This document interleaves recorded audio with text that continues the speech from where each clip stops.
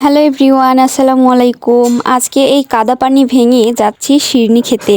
কোথায় যাচ্ছি জানতে হলে সম্পূর্ণ ভিডিও দেখুন। কদিনের বর্ষার বৃষ্টিতে জমিগুলো একদম পানিতে কানায় কানায় ভর্তি হয়ে গেছে। আর আমি এই বছরের প্রথম আজকে কাদা পানিতে নামলাম। আর এখানে ফসলি জমির সরু আইল ধরে মায়ের পিছে পিছে যাচ্ছিলাম।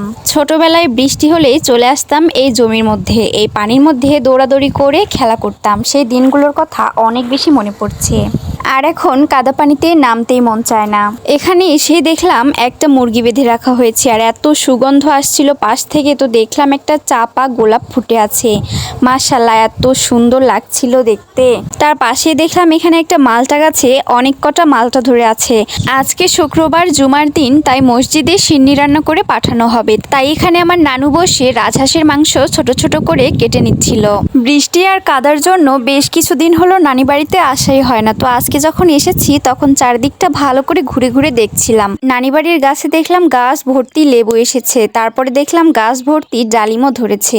তো এখান থেকে একটা ডালিম আমি ছিঁড়ে নিলাম, কিন্তু ডালিমের গায়ে দেখলাম ছোট ছোট অনেক দাগ ছিল। মনে হচ্ছিল যে পিঁপড়ের আক্রমণ। দেখা যাক এটাকে খাওয়া যায় নাকি ফেলে দিতে হয়। যাই হোক, ভাগ্য ভালো, আলহামদুলিল্লাহ ডালিমে একটাও পোকা ছিল না।